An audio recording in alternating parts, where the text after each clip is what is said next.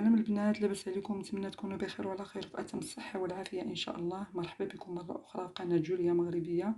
اليوم جيت غادي نحضر لكم واحد الوصفه اللي هي طبيعيه وزوينه بزاف، ونتمنى تنال الاعجاب ديالكم وندوزو على بركه الله. غادي نحتاجو الثومه الحمراء كما تشاهدوا، والتين المجفف، وزيت الزيتون. ونبداو على بركه الله. هذا البانيو هذا فيه الماء، فيه قطره ديال الخل باش نغسلو التين ديالنا، وتبعوا معايا. ومن بعد ما درنا التين ديالنا هنايا المجفف نغسلوه بهذه الطريقه هذه. ضروري باش نغسلوه كما تشاهدوا.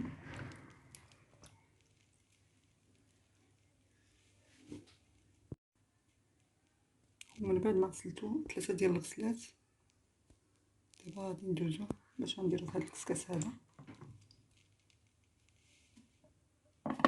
باش يقطر.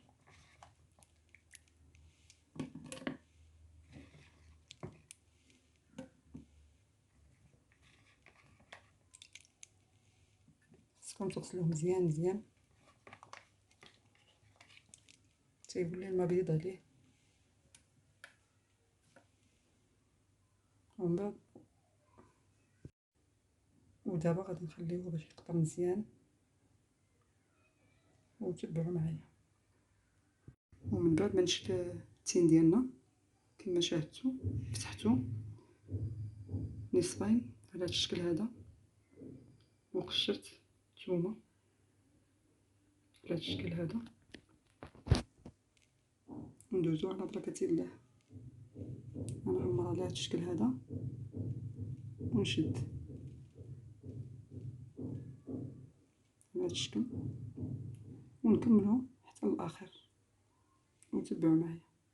ومن بعد ما كملناه على هذا الشكل هذا ودرناه في الكسكاس، غادي ندوزو باش غادي نفورو ان شاء الله، وتبعوا معايا. ودابا الوصفه ديالنا ديال التين المجفف هي والثومه وجدات كما تشاهدوا. نتسناوه يبرد شويه باش نوضعوه في القنينه ديال الزاج كما شاهدتوا معايا، فيها زيت العود. وهانتوما معايا.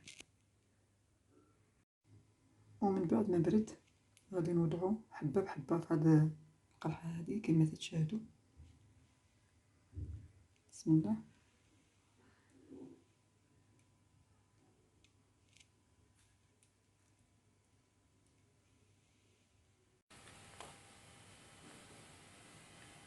دابا عمرنا التين المجفف في القرعه هذه، درنا في الزيت كما تشاهدوا.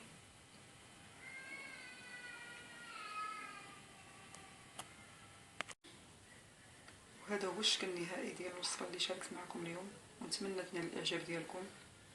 فهي مفيده جدا للجسم وعندها فوائد كثيره، ومن بينها هو انني جربتها للسعال الحاد والجاف، وكنت سنعاني منه لمده شهر فاكثر. وبفضل هذه الوصفه الرائعه ارتحيت من بحة الصوت والم الصدر، فهي مرطبه للحلق والصدر.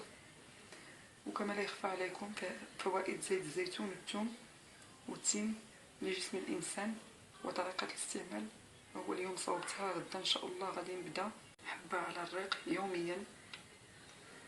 عافانا الله واياكم، وشكرا على دعمكم لقناتنا، والى اللقاء في فيديو قادم باذن الله. والسلام عليكم ورحمه الله تعالى وبركاته.